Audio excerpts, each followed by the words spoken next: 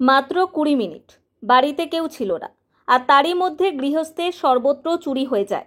এই ঘটনা হুগলির কোন্নগরের ১৯ নম্বর ওয়ার্ডের চক্রশ্রী ক্লাব সংলগ্ন এলাকার। শুক্রবার সন্ধ্যায় গৃহকর্তা শ্যামল দে সরকার বাড়িতে ছিলেন না।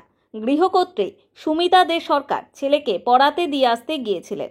মাত্র ২০ মিনিটেই টাকা এবং গয়না নিয়ে চম্পট দেয় দুষ্কৃতী।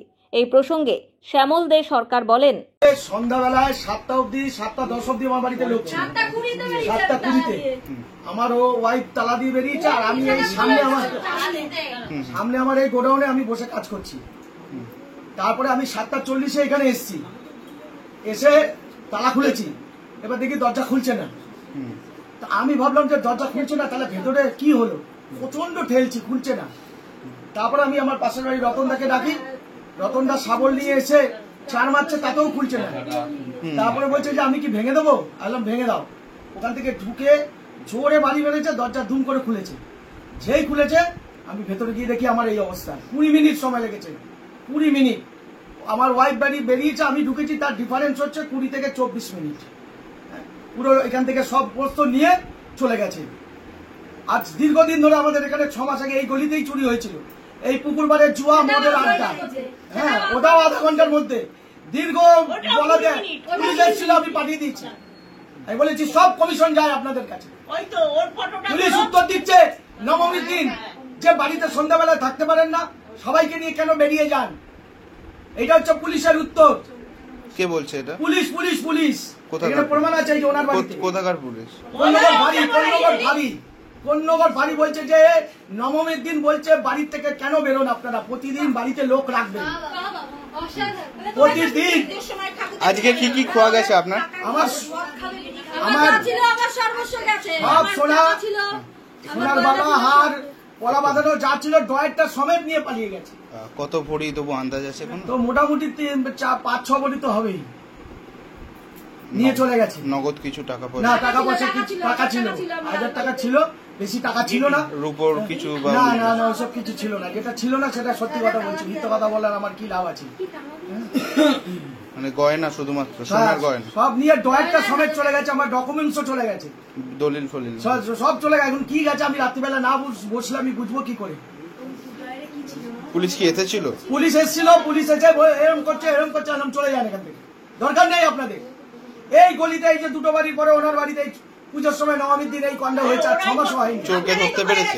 না, পারিনি, কিচ্ছু করতে পারিনি। আর পারবেও না বলে দিয়েছে, বলেছে আমাদের পক্ষে সম্ভব নয়। সবকিছু দেওয়া হয়েছে, ক্যামেরার সামনের বাড়ি থেকে, ক্যামেরা থেকে ভিডিও সব দেওয়া হয়েছে। উত্তর দিচ্ছে ৭টার সময় কেন বাড়ির থেকে বেরোন, রাত্রি ১২টা হলে বলতে পারে রাত্রি ১২টায় কেন লোক থাকে না। মানে নিরাপত্তার অভাবে ভুগছেন আপনারা? হ্যাঁ, আমাদের এখানে প্রচন্ড এই পুকুর পাড়ের সামনে মদ জুয়া আড্ডা কেউ বন্ধ করতে পারছে না। এই গলিতে দীর্ঘদিন বলছি, আসছে তোলা তুলে চলে যাচ্ছে, আসছে তোলা তুলে চলে যাচ্ছে, আসছে তোলা তুলে চলে যাচ্ছে। কি করবো বলুন আমরা? আপনারা দেখুন। এই ঘটনায় এলাকায় চাঞ্চল্য ছড়িয়েছে। উত্তেজিত হয়ে পড়েছে এলাকাবাসী।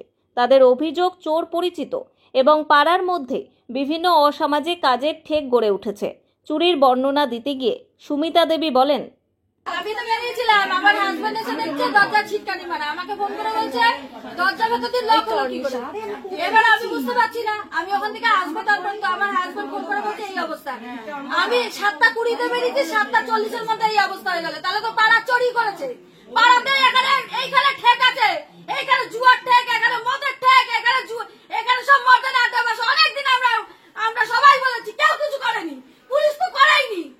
এই ৬ মাস আগে নবমীর দিন এই বাড়িতে চুরি হয়ে গেছে, কিছু হয়েছে? পুলিশ বলছে ঘরে লোক থাকতে পারে, মানুষের কাজ থাকতে পারে না।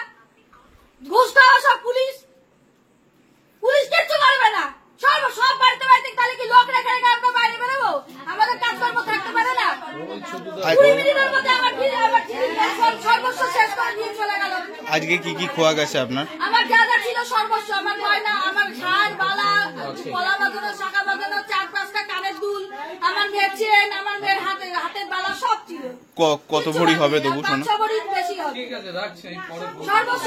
এলাকায় এমন ঘটনা এর আগেও ঘটেছে। স্থানীয় বাসিন্দারা অভিযোগের আঙুল তুলছেন পুলিশের নিষ্ক্রিয়তার দিকে। পুলিশের বক্তব্য, বাড়ি খালি রেখে বেরোচ্ছেন কেন? এই বিষয়ে স্থানীয় এক বাসিন্দা বলেন, যে ঘর থেকে কেন নবমীর দিন আপনারা সবাই মিলে বেরিয়ে যাচ্ছেন, ঘরে কেন লোক রেখে যাচ্ছেন না? তাহলে আমার মনে হয় ওই পুলিশকে না রাখাই ভালো চাকরিতে। তাহলে আমাদের ঘর আমরা নিজেরা থাকবো, আর ওই যে মাইনাটা ওদের দেওয়া হচ্ছে সেগুলো যারা খেতে পায় না গরিব তাদের মধ্যে দিয়ে দেওয়া হোক। পুলিশের যদি এই বক্তব্য হয় তাহলে মানুষ কোথায় যাবে? নবমীর দিন চুরি হলো, 6 মাসের মধ্যে আবার চুরি হলো, কি হচ্ছে? আর কি হচ্ছে? পুলিশ তখন বলেই গেছিল, পুলিশ বলেই গেছিল এই চোর যদি ধরা না পড়ে কদিনের মধ্যে আবার হবে। তো সেম টু সেম হলো, আবার হলো। কি হচ্ছে? এটা খেলা হচ্ছে। পুলিশের কোনো দায়িত্ব নেই। মদখোর গাঁজাখোর এখানে। এর আগেও কোন্নগরে এক সাংবাদিকের বাড়িতে 3 মাসের ব্যবধানে বাড়ির সর্বত্র চুরি করে নিয়ে যায় দুষ্কৃতীরা। সেক্ষেত্রেও পুলিশ কোনো কিনারা করতে পারেনি। তাই প্রশ্ন উঠছে পুলিশের ভূমিকা নিয়ে।